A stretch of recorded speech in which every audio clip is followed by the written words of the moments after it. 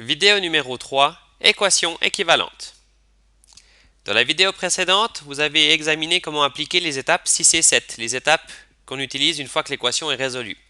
Mais il vous reste maintenant cette partie essentielle, le cœur du chapitre, les 5 premières étapes. Toutefois, avant de s'y plonger, vous devez connaître deux notions très importantes et certains mots de vocabulaire. Dans cette vidéo, nous allons examiner la première notion très importante. Vous avez ici à l'écran une équation. 2x plus 4 égale 16. Ma question toute bête, combien valent 2x plus 4? Eh bien, c'est affiché, ça vaut 16. Mais alors, 2x, ça vaut combien? Si 2x plus 4 donne 16, automatiquement 2x, ça vaut 12. Qu'est-ce qui s'est passé ici? Eh bien, pour passer de la première à la deuxième ligne, à gauche, j'ai fait moins 4. Mais pour que ça reste une égalité, si à gauche je fais moins 4, à droite également je dois faire moins 4. Cette notion si importante qui régit toutes les équations est la suivante: l'opération que j'effectue à gauche doit également être effectuée à droite. Et comme je l'effectue automatiquement des deux côtés, je n'ai pas besoin de la marquer comme ici avec des flèches. Je la marque tout simplement à droite de la barre d'équation, moins 4. Pour passer de la deuxième ligne à la suivante, nous allons effectuer l'opération diviser par 2. J'applique donc cette opération à gauche et j'obtiens x, mais comme je l'applique à gauche, je suis obligé de l'appliquer à droite et j'obtiens 6. À nouveau, comme diviser par 2 c'est une opération que j'ai appliquée des deux côtés, il me suffit de l'écrire à droite de la barre de fraction, divisé par 2. À ce stade, je remarque que mon inconnu, je l'ai déterminé, x vaut 6. Je peux donc marquer que mon ensemble de solutions égale à 6. Pour bien comprendre cette notion que l'opération qui est effectuée à gauche doit également être effectuée à droite, on peut prendre un exemple avec des balances. Cette balance ici est en équilibre, ça veut dire que ce qu'il y a sur le plateau de gauche pèse la même chose que ce qu'il y a sur le plateau de droite. Si j'enlève maintenant un sac sur le plateau de gauche, ma balance est déséquilibrée. Et donc, pour qu'elle retrouve son équilibre, je dois l'enlever à droite. De même, si j'enlève 1 gramme sur le plateau de droite, ma balance est en déséquilibre et donc je dois enlever 1 gramme sur le plateau de gauche pour qu'elle reste en équilibre. En observant ce qui se trouve dans le rectangle orange en bas de l'image, on voit que ce que j'ai ôté à gauche, j'ai ôté exactement la même chose à droite. Prenons encore une deuxième équation pour nous entraîner. La voici. Je vous ai déjà présenté cette résolution dans la vidéo précédente, mais nous avions vu qu'il y avait une erreur, et nous allons essayer de trouver cette erreur. Ainsi, pour passer de la première à la deuxième ligne, on nous demande de faire plus 6x. Est-ce qu'à gauche j'ai bien fait plus 6x? Eh bien j'avais moins 6x sur la première ligne, je fais plus 6x, ça s'annule, c'est normal, il ne me reste plus que 9. Donc oui, c'est bon. Est-ce qu'à droite j'ai bien fait plus 6x également? Sur la première ligne, j'ai moins 3x. Sur la deuxième, j'ai plus 3x. C'est donc que j'ai bien fait plus 6x. Cette deuxième ligne est donc tout à fait correcte. Aucune erreur. Pour passer de la deuxième à la troisième ligne, on nous demande cette fois de faire moins 5. Est-ce qu'à gauche, j'ai bien fait moins 5? Eh bien là, clairement, non. 9 moins 5 donne 4 et pas 9. Donc ici, j'ai une erreur. Du moment qu'à ce stade j'ai une erreur, automatiquement le reste de ma résolution est faux et donc je peux l'effacer pour reprendre sur de bonnes bases. Ainsi, si à gauche je fais moins 5, il me reste bien 4.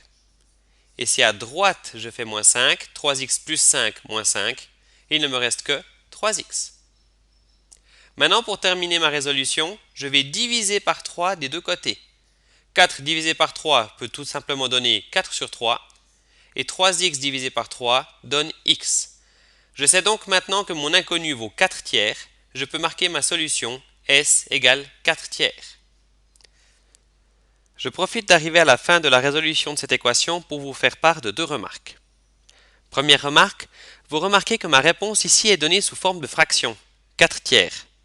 C'est une possibilité, mais vous avez également le droit de calculer ce que vaut 4 tiers et donc de donner la réponse sous forme de cote à virgule, 1,3 périodique.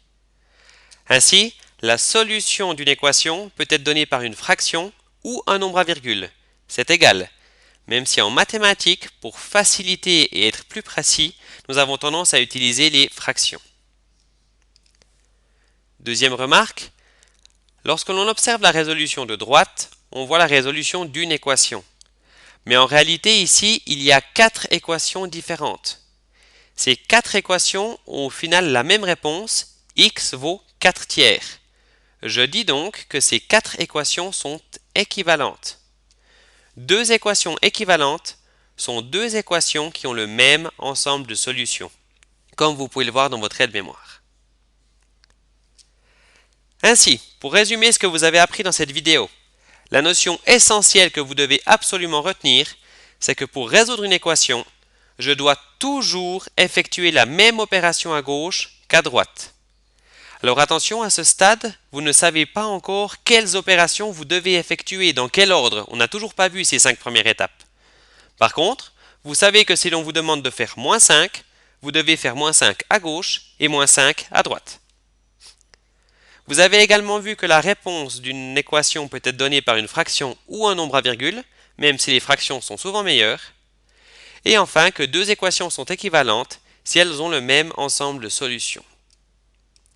Grâce à ça, vous allez pouvoir effectuer deux exercices supplémentaires. Le premier exercice que vous allez devoir effectuer est le F196. On vous demande ici d'expliquer pour chaque série d'équations comment on fait pour passer d'une ligne à celle d'en dessous. Par exemple, pour passer de cette ligne 3x plus 2 égale 4 à 3x égale 2, quelle opération vous avez effectuée? Je rappelle, à gauche et à droite, vous devez effectuer la même opération. Vous ne pouvez donc pas dire qu'à gauche on a fait plus 4x et à droite on a fait x2. Ça ne veut rien dire. Il faut trouver une opération pour la gauche et la droite.